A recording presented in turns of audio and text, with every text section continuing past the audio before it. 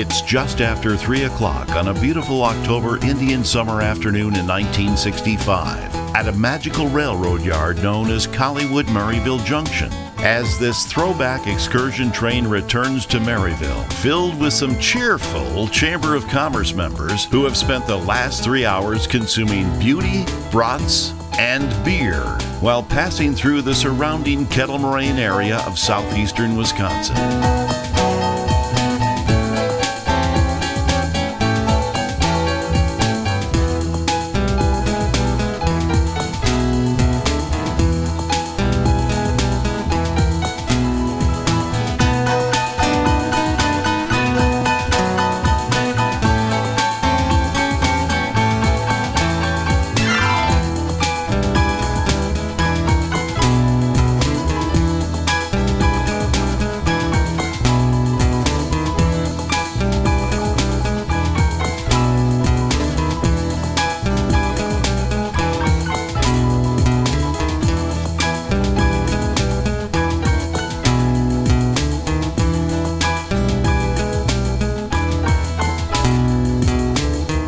This jubilant journey produced some emergency business for the Chamber to discuss immediately following the train tour at the Old Hotel's bar. Across the yard at the engine house, a pair of fully fueled F7 locomotives travel to the consist they'll be towing tonight on the Soo Line's newest passenger service. Nicknamed the Milker, this service started back in January of this year, coinciding with the termination of the line's Laker service from Duluth to Chicago. Because of the railroad's ongoing government mail and milk transport contracts still in place along this route, this slimmed-down version of the Laker is a necessity, providing service each evening from Maryville to the Twin Ports' Superior side. While the F7s are connected and the brake system tested, the excursion train is now empty, with nearly all of the passengers having departed directly for the Old Hotel's bar. With the refuge and leftovers removed from the train and cleaning crew on board, the cleanup is underway as number 721 departs Maryville for the run back up to Maryville Heights. However, at the same time, a Chicago and Northwestern GP7 yard switcher has broken down in the yard's reverse loop.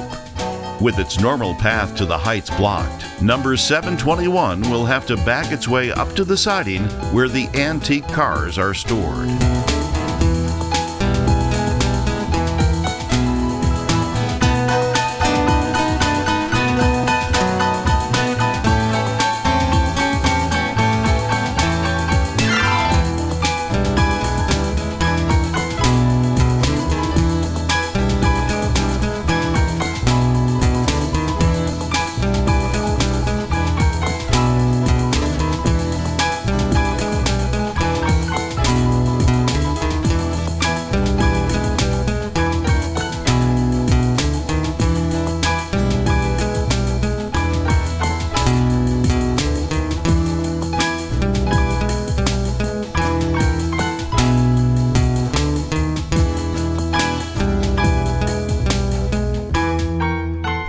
With the train in place, the locomotive disconnects and waits for the quartet of cleaners to finish and join the crew for a crowded cab ride back to the yard. When the Colleywood Yard was first established back in the 1880s, it was never meant to grow as large or as busy as it has become. Because of decades of continuing expansion within highly limited space, which also contains a small foothill in the middle, the yard layout is cramped and somewhat haphazardly designed. This mandates that a boardwalk gangway connecting the engine house to the other sections of the yard remain open and accessible at all times. Thus, larger consists of cars on yard tracks 4 through 7 need to be split up to keep this pathway open. So, the Soo Line Milker still has 2 more cars to add to the consist.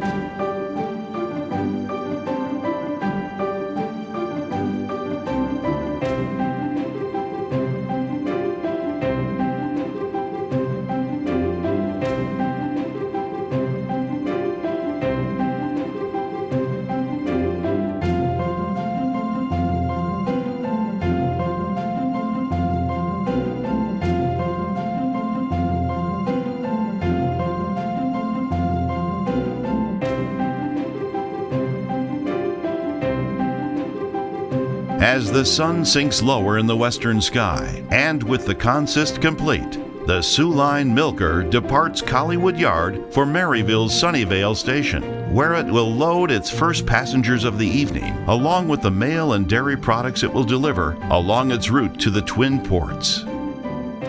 Meanwhile, tension mounts in the yard as this decades-old GP7 limps back to the engine house.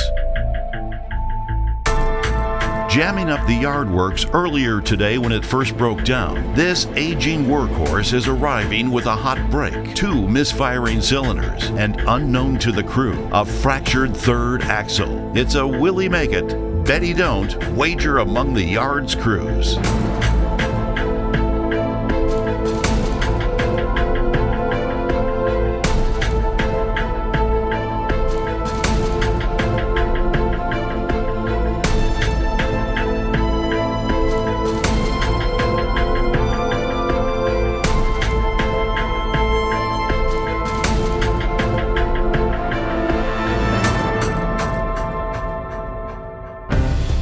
It's just past 5 p.m., minutes away from sunset, as this Santa Fe local, delivering 3 empties due to be loaded at the docks, barrels its way into the Colleywood Yard just before dark.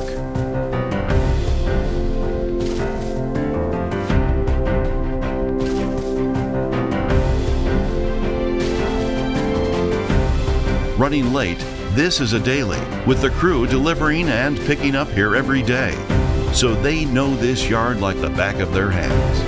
And the engineer is in a hurry.